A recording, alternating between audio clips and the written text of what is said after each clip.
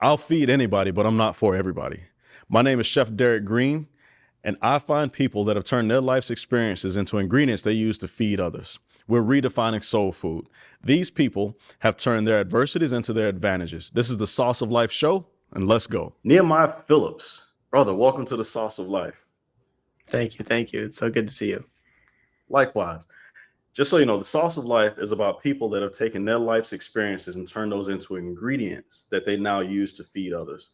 It's what is the food of your soul? Like, what are the things that you've gone through that helped you get to where you are today?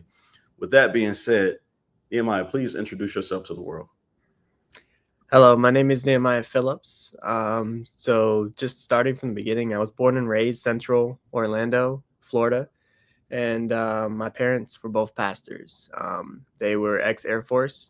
They met through the Air Force Veterans Affairs, actually, in Orlando, and then God worked in their lives. They came from deep trauma in both of their lives and hard situations. And basically, my family story is just a story of turning hard circumstances into something greater. And ultimately, serving the Lord was what saved both of my parents. And then they created a life for me that was completely different than what they had growing up.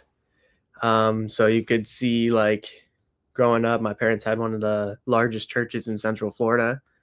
Growing up in that environment, I was immersed in an atmosphere of just powerful people. That's how I know Uncle Tim. Tim Story. He's known me since I was about like 3-4 years old, and so ultimately, like, I was very sheltered, but by the grace of God, I was able to just grow in around all of these amazing people, and it's all thanks to my parents. And that transgressed into me eventually becoming a little bit of a rebel. And through that rebellion, I was like, you know what? I know I've watched everybody, I've learned from everybody. I got this. I'm gonna go do my own thing. And so that was about 15 to 20. That didn't last long. It was about a good 5 years of downhill destruction. A lot of like the usual things. I started smoking, drinking, and just doing everything the opposite of what I grew up in.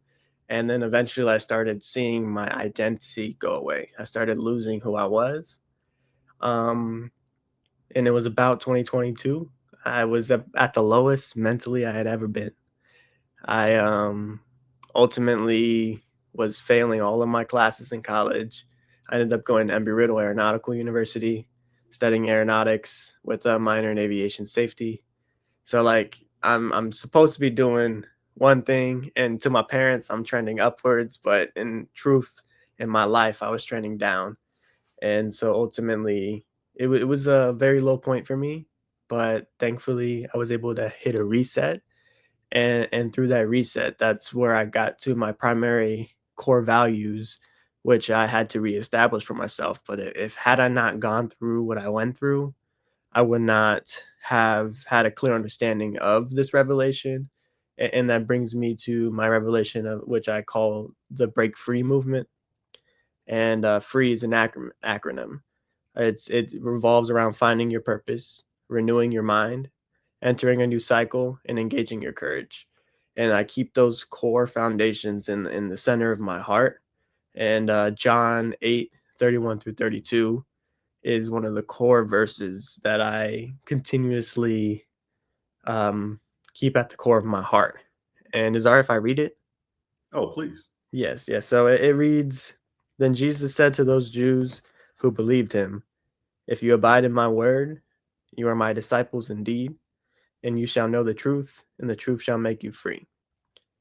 That alone, when I was at my lowest, when I read that verse, it really just reminded me of where I came from, and that my parents always taught me every problem you have in this life, every solution that you need, every answer, it's all in the word of God.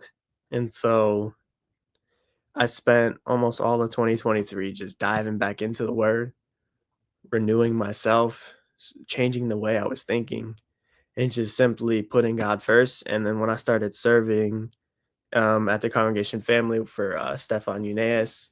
He's the lead pastor there with Joseph Mendoza, and then ultimately serving Uncle Tim. It's slowly molded me back into who I once was, and it's been just positive trending since then. I was able to graduate a semester early when I was trending to graduate 2 years late. So like I finished college. I'm well into my career now, and it's just a blessing. It's truly a blessing. Wow. So wait, what is your career? Just so I'm So I do a lot.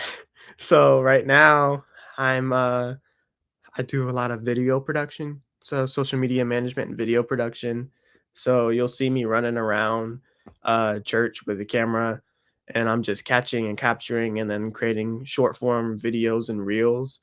I have a couple other opportunities that I'm working on and on the entertainment side, but I love filmmaking. I love cinematography, and ultimately just the art of capturing raw, true stories and displaying that to audiences. So film, cinema is my go-to, and then on top of that, I on the non for profit side, I love just giving back, and then also just teaching about the break free movement, speaking to people, and just ultimately just being raw and real people and meeting them where they're at and just loving on them.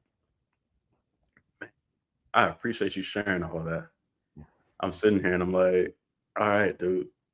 In your young life, how old are you, brother? I'm 24 years old. 24.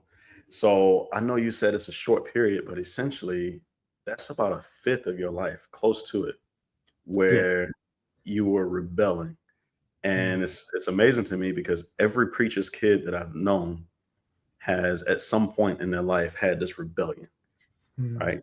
Um, you talk about the power of your parents. You mentioned your parents, and obviously they're a huge influence on your life because you light up differently when you start talking about them and how they've helped you get to where you are now. What was it about your early childhood that maybe caused you to actually act out later? Were there specific things that happened that caused you to rebel? I would say it was it was just the simple, "You're telling me to do it this way," and I see it was more of a want internally to be normal, if that makes sense, because I always grew up in an environment where my parents were my normal, but then everywhere I went, all of my friends were different in school. Their families operated different. Their parents drank. Their parents did XYZ. And I was like, that's normal. That's what they show in the movies. That's what you see everywhere else. Like what my parents are displaying to me is abnormal. And I want to be normal. And so that want to be normal drove me to go against everything that I was taught. And it was a funny thing that I feel like a lot of, like you said, pastors' kids end up in that rebellious state. And it's because ultimately what I've come to understand it as is my parents and every parents go through this, and I hope to have to navigate that same route when I become a parent myself. But it's you teach a kid to do the right thing. You tell them not to put their hand on the stove, but it's not until you burn your hand and you learn the lesson yourself is when you finally understand to not touch the stove when the fire is on. And so, it's just simple principles like that, like where I had to actually experience some things, and every parent wants to protect their child from having to experience some of the hard things. But it wasn't until I caught the revelation for myself is when I finally understood, like, oh, that's what my parents were talking about. Oh, had I listened, I wouldn't even have to gone through that door or gone down that path. Like, it makes sense now. And so it took time, but I'm thankful to have gone through it because now I understand it truly within myself, what they were trying to teach me, and then also where I could take that and continue to grow in my own life. That's beautiful, bro. You know, there's some people in life, man, that I've met that just have good souls, their energy. God has blessed me to be in a place where I can feel people's energies pretty well. And in every capacity that I've ever seen you, it's been as a servant.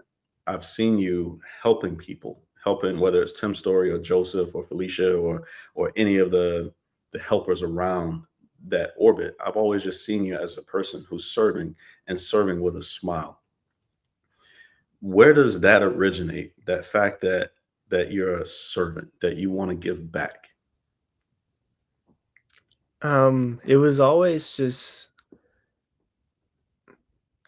it was through the examples of my life. So like ultimately my dad, he would give, give, give and never receive anything back. Yet he always had a smile on his face. And when I had a father figure where I could see and truthfully just sit down and be like, Dad, why do you do that? I sat down and spoke with him when I was about, I would say like 10, 11. It was right before, yeah, right when I was ending elementary school going into sixth grade. I remember sitting down with him and being like, why do you give so much? And yet people just kind of spit in your face and like a lot of people don't respect it or do XYZ. And he said, because it's not about me. He says, this is just to serve is a gift in itself, and it's a gift in a reward in itself to me. And just to see that one person smile, to see that one person be helped, that's what it's about. And I always held that true in my heart that if you serve something greater than yourself, ultimately you are going to become greater within yourself. And so it's like how does someone become great? How does a Kobe Bryant become a Kobe Bryant?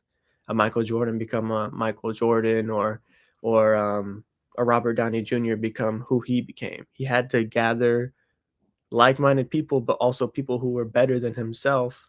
And then iron sharpens iron. They went at it against each other, and when they grinded each other out, a better result came from it. Competition. And I grew up as an athlete, played I feel like that played a vital role. I played football from 6 years old to senior year of high school.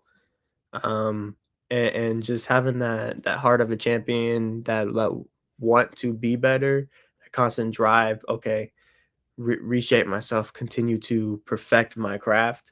That drive on the inside was just instilled for me from young, and it continued to drive that desire to serve, because through servant leadership, that's what true leaders are. In my eyes, is instead of me barking commands, I'm going to do the work with you, and I'm going to do it in the way that I want you to do it. But through that leadership, I'm also showing I'm willing to get my hands dirty. I'm willing to do exactly what I'm asking you to do. And not only am I asking you to do this, I'm letting you know that I've already done it. And I know that what I'm asking you to do works. And I feel like that translates with people a lot better, ultimately. Man, that's beautiful. There's a lot of wisdom in this young mind of yours, bro, and this young body of yours. These very few years that you've lived thus far, because you're talking about stuff that I talk with my peer group about. You know, there's a quote from Gandhi that says, "You find yourself when you lose yourself in service to others." Something along those lines. And so, for you to have already figured that out, that service is a gift that you're giving to yourself, helping others helps you, helps make you feel better inside. That's beautiful to already have gained that. And Mhm. then just to think of the influences that you have around your life, the level of influence that you have around your life. If you choose to continue that path, then man, just where will you be by the time you reach Tim Story's age? Like, holy crap, the potential that's there. You'd mentioned you lost your identity Mm. and that Mhm. now you found this identity. Who is Nehemiah Phillips? Well, I'm a firm believer that each and every one of us has a purpose in life, and through that purpose, we all have a God given gift to give the world, and I feel that my God given gift is the gift of counseling and advising, and so I'm a very keen observer, and through observation, I've learned to process things, send it to God, and bring it back. and through the observation, then be able to gain an understanding that typically, like you said, is wise beyond my years. And I don't say that to boast. I say that to be okay. I'm learning from my environment, and God has given me a crazy, crazy environment. I find myself in rooms like the World Shaker Society. I find myself in all these different places where I'm just like, these people, how did I get in this room? They're on the top of this industry, they're on the top of this industry, and I'm just here just smiling just to be there. Like, I'm just happy to be there and let me just soak this in. And through that, as I soak it in, then I get into a conversation with someone my age, and then next thing I know, I'm just spitting the facts that I learned from someone wiser than me, and then next thing I'm like, man, I see them apply it in their lives, and that is just a blessing in itself to see someone take something that I learned, apply it to themselves, and then it changed their lives. That ultimately just helping people has stirred up something inside of me. And I feel like that's why I love film so much, because you can take anyone's story, any type of story, fact or fiction, and really just teach a mass audience a lesson or a principle on a grand scale, and it can be beautiful, it can be sad, it can be scary, it could be very, very like gritty and raw, but ultimately there's always a lesson that's always being displayed, and there's no greater platform I feel like in today's modern day and age than cinema. And so like that's why I love the entertainment business. That's why I love it. It's a dark place, but it's also a great place. It just depends on who's behind the helm of the ship. I hear you on that. That's an interesting perspective that you have, man. Because as you were talking, a couple things came to mind. First being that you already understood and have decided to pivot your life. I talk and I mentor so many people that have continued in a career field or on a path or a trajectory that was laid out before them because they were trying to please someone else. And so earlier you mentioned that you were at Embry-Riddle and Mhm. studying aeronautics. And in my mind, I'm going, okay, he's becoming an aeronautical engineer. He's going to what he's going to try to get a job at Boeing or something like that. And then you started talking about this shift, this pivot that you did to get into film, cinema, capturing stories. Now, there's a difference between what you said in my mind. There's, first of all, the fact that you found your purpose, that you found this happy place. It reminded me of this quote that I often reference, Stephen Covey's Eighth Habit of Highly Effective People, which is to find your voice and help others find theirs. So when you started talking about counseling and mentoring other people in your peer group, based on the knowledge and wisdom that you get from the people around you, that's a beautiful thing that you're doing to give back. Then you've shifted from aeronautics to cinema to film. So in that's a beautiful thing in and of itself. But the way that you talk about capturing the essence of a person, TD Mhm. Jakes has a quote that says, people see potential in people.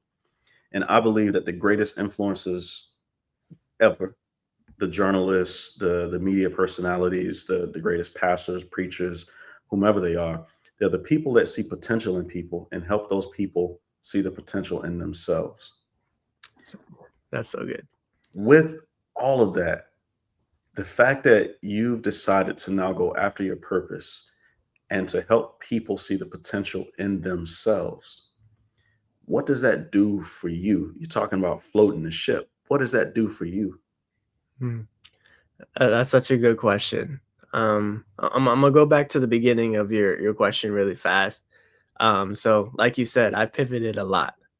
Um, I originally wanted to be Air Force pilot, so I was all of high school shooting for the Air Force Academy. Got the congressional nomination. I was building the whole package. Like that was what I was gunning for. And then I fell short in my SAT. So I ended up not getting in. I wasn't even gonna go to college. I was just gonna enlist in the Air Force. My mom was like, just try it one more time. Try, pray about it. And at this point, me and my relationship with God was not good. So I didn't even pray about it. I just hit the application. My mom was praying, she was interceding. And lo and behold, the school accepted me. I go, I start flight training, and then I start getting in the way. Um, Bad habits, just distractions left and right. And ultimately, I ended up getting all the way to the end of my private pilot license, and I never finished. Um, I was failing my classes, and I had to pivot again. And at this point, I was 2 years into building a career in aviation. I was working for SkyWest Airlines. And then I ended up getting fired from that because I violated policy for the company. And so I had to pivot again. I had to reset, come home and live with my parents after living on my own for 2 years. And ultimately just shift back to rediscovering myself. And through that rediscovery process, it leads into to what you mentioned about helping others find that purpose and helping others rediscover themselves, and then seeing them get to that point. Having gone through that process myself, where I really had to grind down the traumas of what I put myself through to really just change. All right, I love Uncle Tim when he says to stop, look, and listen, because I really had to do that. I was all right. I'm back in my parents' house. What did I do to get myself here? How did I get here? And how can I change it? And when I went through that mental process of basically figuring out that I am the reason I'm here, but I also know there is a reason that I'm here. What lesson is there in this season that I need to learn? And I just started applying that to each situation that I found myself in all of 2023 leading into 2024. And then next thing you know, I'm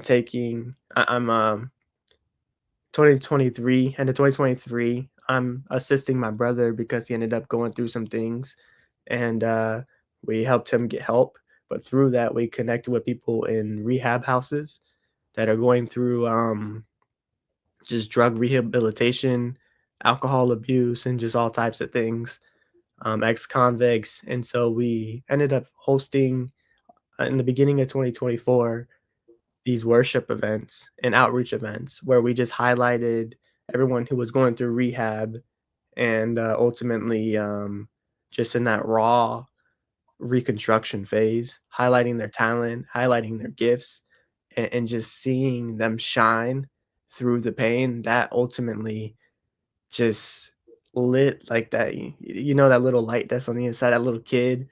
I love it. This little light of mine, I'm gonna let it shine. Like it just made me feel full and truly like myself. Like, yes, I'm working and I'm helping these people. I'm extending myself, and ultimately, all of 23, I didn't have a job. In early 24, I didn't either. And but every day, sacrifice. Go help these people. Go just pour into them. Go see them shine. And each and every event that we held one every weekend. Just seeing the life come back in these people's eyes, and they're twice my age.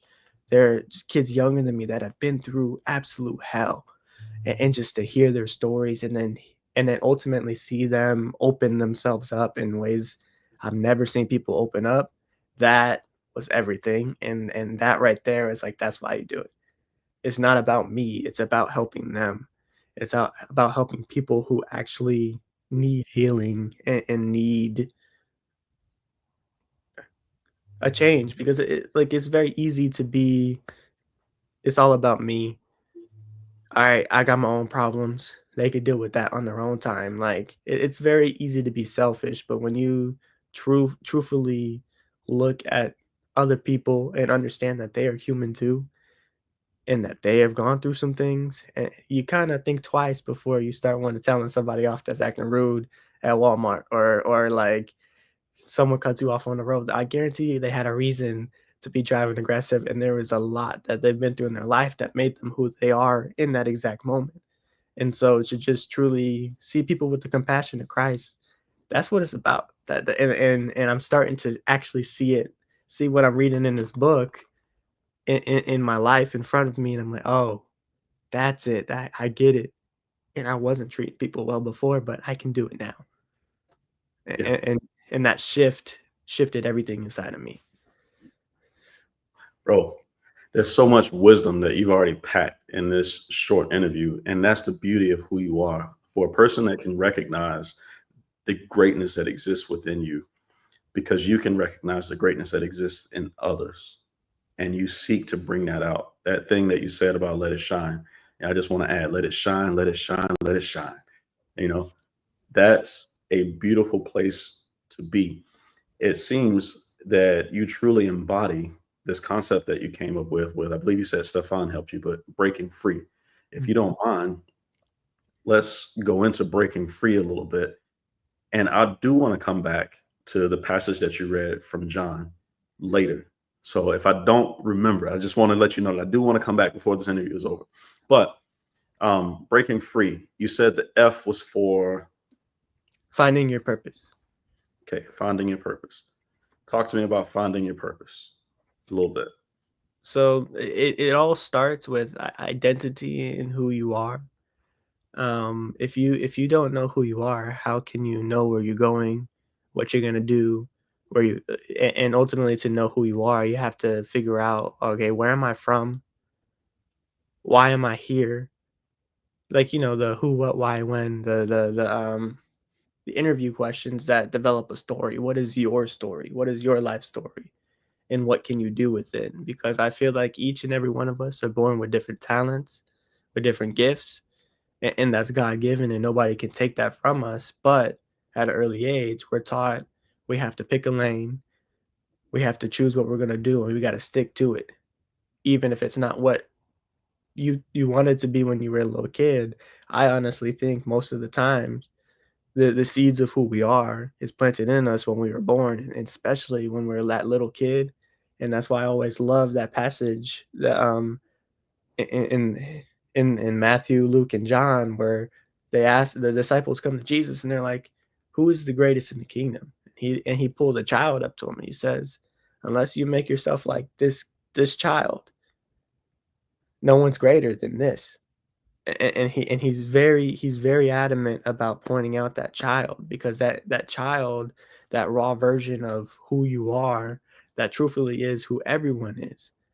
And then you see people who, like Uncle Tim, and like the greats that we know, they still, if you look how they act, they still act like children, but like in a very wise way. They have that joy in them. They have that pep in their step, and they have a clear understanding of their identity. So when you know who you are and what you can do, and that gift is not for you, but that's for others, that's the basis that starts the rest of the process of transforming yourself, and that leads into the next phase of the free acronym. Before you move on to this R, bro, I love you. Thank you. Seriously, man, you're great. Thank you. I want to just say something real quick that came to me. This thing about age. We keep talking about age, and yes, you're 24, so people can think that you're young, but you look at the amount of wisdom packed into you.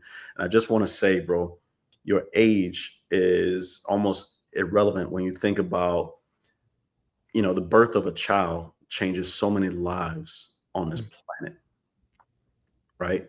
that's so good. Literally, day one, the baby is born. How many men have stepped into manhood and just literally quit cold turkey, Mm, being whatever they were being over there, because they look into the eyes of their daughter or their son, or they hold them for the first time?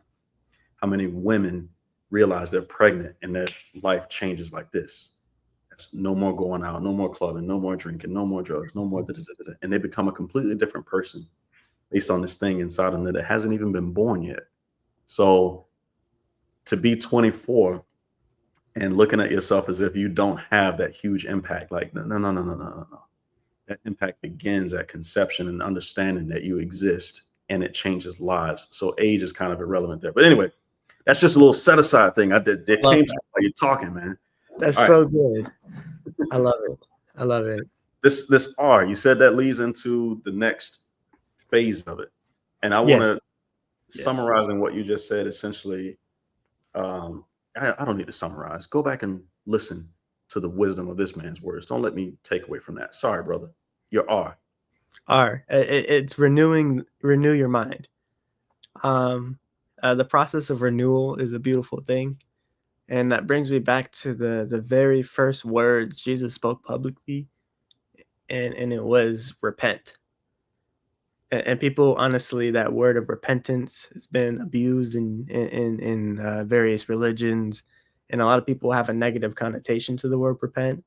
But in the Hebrew dialect, repent means to just change the way you're thinking, and it all starts with the mind, in my eyes, of any process of change.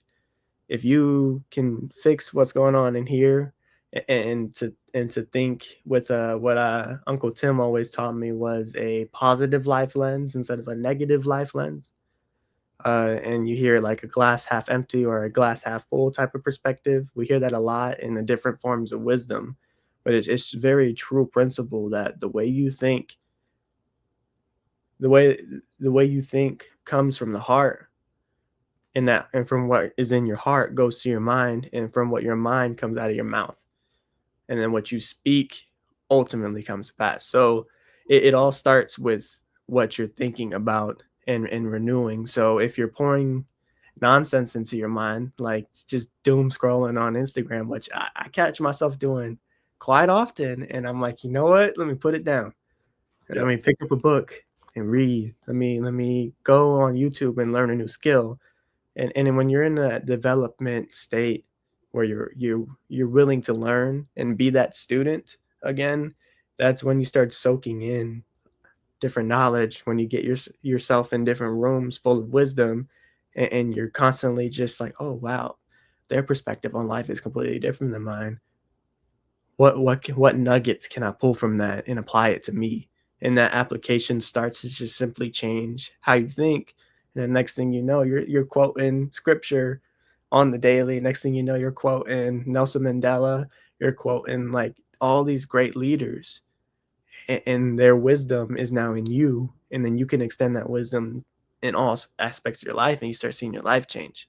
And so it just starts with the shifting of thinking, and so ultimately, knowing who you are, going into shifting the way you think, leads to the next phase of the free acronym. And it's you see how the process Let's go. um, Hit that E, that first E in the word. dominoes into each other, and entering a new cycle is the first E. All right. And all of us have these things called life cycles, where we're constantly, our habits, our decisions, the way we're thinking, and who we believe we are puts us in what I call a life cycle. Well, ultimately, okay, I'm making X amount of decisions in a day, and it's resulting in my day ending in this way, and I'm going to repeat that same thing the next day. And so ultimately, when you start shifting the way you're thinking, excuse me, when you start shifting the way you're thinking, you start changing your habits, and are instead of me sitting on my couch and watching TV, I'm gonna go exercise tonight. And then you start doing that consistently, then you'll start seeing change in your physical form. And then you go and you start studying and reading a book just 10 minutes a day, 15 minutes a day, 30 minutes, an hour. And then you start seeing that you're starting to make different decisions, and your habits are starting to change. And when the habits change, the circumstances that people feel stuck in a lot of times, where it's like, oh, I feel stuck in my finances, I feel stuck in my marriage, I feel stuck in with my kids, or whatever it is that you're dealing with in your life. You start learning how to solve those problems, and you start shifting your perspective, and you start taking positive trending actions towards that. It just inflicts change in the life that leads into the next phase, which is obviously engaging courage to walk boldly, and ultimately have confidence in who you are, what you're here to do, and how you're going to do it. And once you have the habits down, the ultimate the mental process down, and the core of who you are down, then you can start, all right, every time I step out that door, I know that I could be a light in someone's life instead of being a pit of darkness in someone's life. And how great is that, to, instead of negatively impacting somebody, if I step outside and I just smile and say, how's your day, to the person who's giving me my coffee, and they're like, I'm doing fine, thank you. and then you compliment, like, I love your earrings or your necklace, or that shirt's very nice.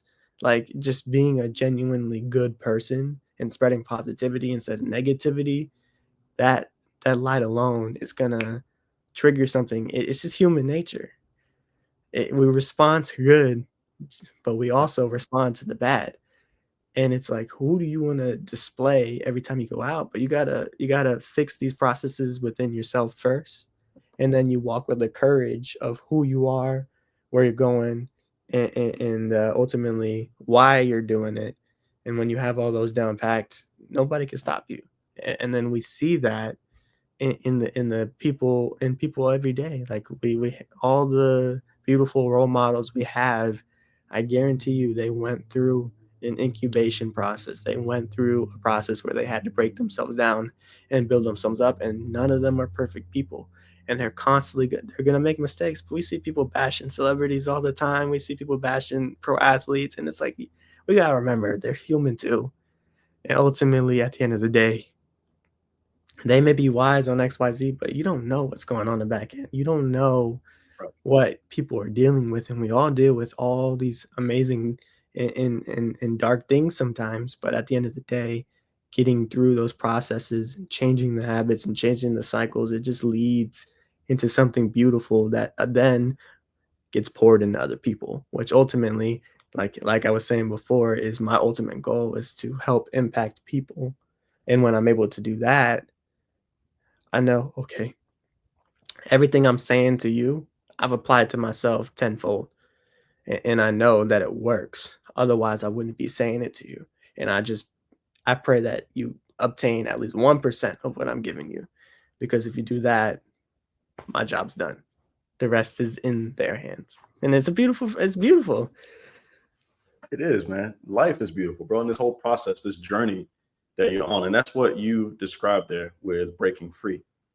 And if people can just internalize that, breaking free is a process, it is a journey that you're on.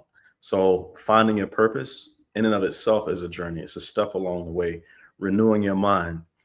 For those of y'all in the non theologically based world, it's neuroplasticity, right?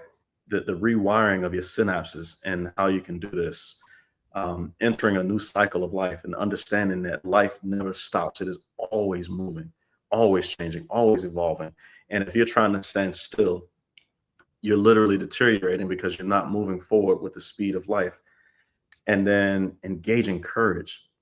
Bro, the courage that you've displayed, I mentioned it earlier, but that, what was it, the Tin Man, the lion that needed a heart, or whoever it was from the Wizard of Oz that needed the heart, the Mm, courage to realize that the trajectory that someone has set you on is not where your greatest passion and love is, and you shift. The mm. fact that you're able to do that at such a young age is a beautiful thing. At such a young mind is just, it's incredible for you to be where you are. Let me ask you this, because I believe you're a newlywed of like 5 months or something like that. Yes, yes. I actually hit 4 months on Christmas Eve, so a couple of days ago. Congrats, bro. Thank you, thank you. Congrats. My grandma told me something that was one of the wisest things she's ever said. I mean, that lady has some wisdom in her. And she said, baby, when you find yourself a woman, don't ever let her outpace you, and you don't outpace her. Y'all grow together, because if you don't, you'll grow apart. Mm. What are the things that you do with your wife, given this amazing mindset that you have, this paradigm that has you launching like a SpaceX rocket? What are the things that you do with your wife to strengthen your relationship? Um, it started with me doing the wrong thing, and then seeing that pain develop, and like you said, that separation start to develop, and I was like, hold up, what am I doing wrong? And then I started approaching it a different way, in a different way, in a different way, and ultimately, to explain that, it started with me trying to be in that I gotta fix it mode, and I gotta change it immediately, rather than give just loving her where she's at. And then ultimately slowing. finding the pockets to slow down and just be present. It's very easy for people to get stuck in the forward thinking, like, oh, like thinking 5 years, 10 years ahead, pursuing that, and then to just really just hone down into the be present today and be thankful for today, and to truthfully just see the beautiful woman that my wife is, and to see the values that drew me to her, and then ultimately led me to marry her. And I love her because she will be the future mother of my children. I know that I married her for who she is, and through distinctly deciding those things, and to just truly love her, it has caused me to realize that we are very similar in many ways, but we are also the polar opposites of many things, but we balance each other out. And that's such a beautiful, beautiful thing. And it really warms my heart to just learn how to navigate a new space that I've never thought I thought I had the relationship thing down. But then we got married and I was like, oh, there's some old wounds that are in me that I haven't closed, that I haven't dealt with, that it wasn't until spending every day with it, and she says one thing and I'm like, "Oh, that hurt a little deeper than I thought it would." But then it made me think about, why does it hurt? Why am I feeling this way? And then just ultimately just communicating with her was one of the biggest things that I realized we weren't doing. We were saying a whole lot, but not saying anything at the same time. Yeah. And it wasn't until we finally sat down to conversate rather than sat down to control, and really just commune as equals, is when we finally started evening out and balancing out, because we had a very long engagement because we got engaged while we were still in college, but we were like, you know what, we're going to wait till we graduate. And through that process, I was, let's get it done. I'm waiting on you. Hello, hello, hello. Like, what are we doing? What are we doing? I'm waiting on it. It was very, I was in a very negative space, still growing. But then at the end of the day, I just had to stop myself and be like, I will wait as long as I have to, because this is what I want. This is the woman I love. And ultimately, what am I doing trying to push her to be anyone but who she is already? And ultimately just love her for who she is. And when I started shifting the way I was thinking about her, it just ultimately shifted things for us. And we're not the perfect couple. We're not perfect in any way, but at the end of the day, I feel like our relationship has never been better. I feel like it's only gotten better, and it's continuing to get better simply because we're starting to approach each other with a newfound, like, respect for one another, if that makes sense.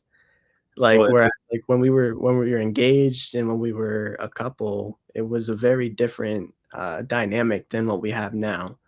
And it's a beautiful thing to see, because like she's my wife, and my partner for life. And so it's like it's just a blessing to be married, but it's also a blessing to learn and enter a new whole realm of life that I didn't really expect to be as challenging as it has been. bro, if I can offer you any wisdom, first of all, it's beautiful the things that you've said. Is just realize that both of you are on that journey. You've mentioned that both of you are on a journey. You said there are things that bring you together. There are things that you guys are polar opposites on. You know what else has a polar opposite? Is a magnet. And if you take away either of the charges, whether positive or negative, you no longer have a magnet. Mm, So that's just a little thing. I know you have the greatest mentors around you that exist. I mean, world class mentors. But as a man who began this year, 2024, trying to fix my marriage, and then at the middle of the year, having decided I'm divorcing, and mm, I moved away, my wife and I had separation between us. There was a realization I had been listening to what you said. You said three things that I don't even know if you caught it, just how quickly you threw them frameworks together.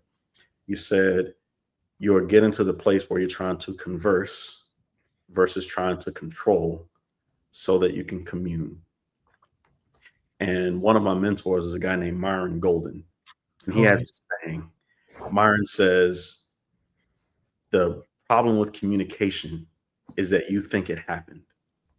The fact that you said something, you think that you communicated, and that's not real communication. So, anyway, I say all of that to say this: it's beautiful that you're trying to converse with your wife. Understand that that's a lifelong journey and that you cannot control her. And the more that you try to control her, the worse your relationship is going to be, because the only thing you can actually control, and you'll learn this once you have kids, the only thing you can control is yourself. Mhm. That's a, Yeah, bro, that's where you are. And the ultimate goal for all of us is to have that commune, which is mhm. that base for community. We're trying to actually get to that place with our partner that you called her, this lifelong partner, and have that relationship like that. So keep doing what you're doing, bro, and saying what you're saying with the way that you're talking, and understand that it's a lifelong journey and you're gonna have mishaps. You're gonna Mhm. have fires. But this is where that forgiveness aspect comes in. I try and keep these interviews between 45 minutes and an hour, bro. And there's so much packed in here that I know people are going to have to go back and listen to this again. And they should listen multiple times and take notes with it. I would love, please, if you could read that passage again from John. And I want to discuss that with you before we get off here. Thank you, thank you. I really love the advice you just gave me. That I'm gonna hold that true because I've heard it from you now, and I've heard it from other people and other mentors and other leaders, and I consider you a mentor as well. And so I truthfully am applying that, and I'm trying my hardest to just stay in that realm and continue to grow with my wife because it's such a beautiful thing.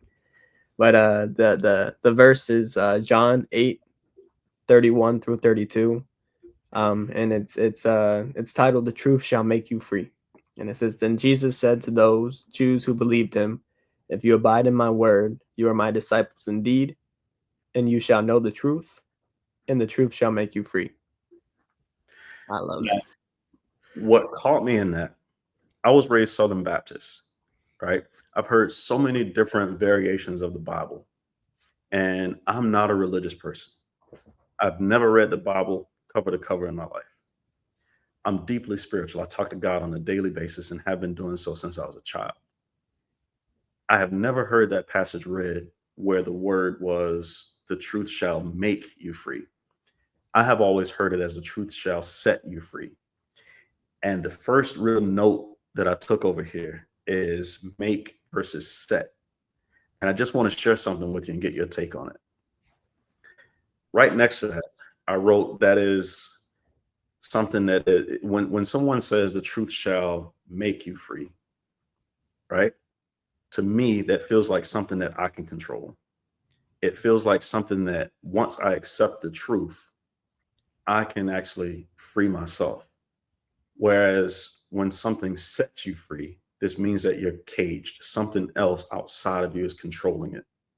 So Mhm. somebody has to release you to set you free. We set things free all the time, right? A pet or something like that. I set that thing free, Mhm.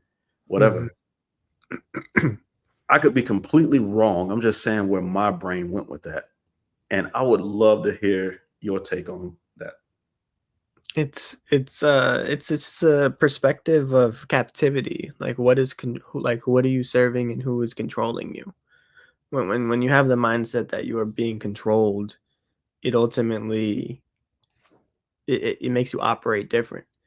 But when you have that mindset that you like we firmly believe that we are all beautifully and wonderfully made, and we're made in the image of God. And even if people don't believe in God, and they just have the perspective that they were made for something, they're here for a reason. Like all of us, the millions of decisions that were made, the billions of decisions that were made by people who came before us that led to all of us existing in this exact space and time, there has to be a reason. There has to be a purpose behind it. There has to be some type of reason, and there's power in that. And when we realize we all have power within ourselves and that we were created by something for something, it kind of releases that perspective that you are captive to the system, you're captive to society, you're captive to what is revolving around you. And ultimately, you have the power within yourself to that God given power within yourself to change your circumstance, to make yourself in this word freedom. Freedom is a very interesting word because it means something different to every single person. Freedom to me could be just being able to be on this podcast or be able to speak freely, whereas in certain places people can't even speak freely. They don't have the right to, and they have to go to the elder, and the elder has to speak for them, or like some people can't even dress the way we can dress, and they're captive in certain ways. And it starts when you have within you that perspective that I have power in me and that I am capable of doing mighty and great things. When that's in the core, that courage that I'm always talking about, that you have that beacon of light on the inside, and when you keep that true inside your heart, that's when this kind of shifts. And that's why I'm reading out of the New King James Version. And I've read multiple versions of the Bible, but this is one of my favorite versions of the verse, specifically because there's the shift in that word from set to make. And make kind of gives us the perspective that ultimately in all of our lives, it comes down to the decisions we make. It comes down to what we choose to do, who we choose to be, and what circumstances or whatever situations we allow to control our lives. It comes down to me. I'm a good person or I'm a bad person. I decide that every day. You can't just wake up and be like, oh, I was born to be a bad person. No, you chose to make certain decisions that, whether it's been a long journey that got you to that point or a short one, it comes down to the core of you. And to shorten this a little bit, but ultimately, yeah, it just comes down to the person, and that we all have the ability to choose our paths, to choose where we're going. And it may not seem like it, but there's a process to get you there to where you can realize that you do have that choice, and that choice is always there. And it's just one decision away. Brother, 1+1 always equals 2 anywhere in the universe, forever in perpetuity. And for the audience listening to this, you just heard the truth. The truth. If nothing else, just rewind and listen to the last 3 or 4 minutes to change your life. The truth. 2 + 2 always equals 4. And that man just spoke the truth. Nehemiah, bro, 2 last questions. 1, where can people find you? I'm primarily on Instagram, just Nehemiah.bfm. BFM stands for the Break Free Movement. But yeah, my handle is just Nehemiah.bfm. Beautiful. And then to end this interview, which I thank you so much, because you've taken all of these experiences and truly turned them into ingredients. And man, chef, your sauce is delicious. I appreciate you. Thank you. Thank you. If this were the last time that you and I spoke, or the only time that someone from my audience got to hear you speak, what would you want us to walk away with? I would just say, just continue to believe that you are beautifully and wonderfully made, and that ultimately you are not here by mistake. You are you for a reason, and that you should always stay true to who you are, and just know that you are one decision away from changing your life. That's too. Come on, man. It's not even fair that you have the people around you, bro. It's like it's like I think I'm good, and then I step around some people, and I'm just like, I gotta go back to work. It's all God. It's all God. I appreciate you. Thank you for being on the Sauce of Life. You're literally changing lives, and I have no doubt that God has great things in store for you, brother. I appreciate you. Thank you so much.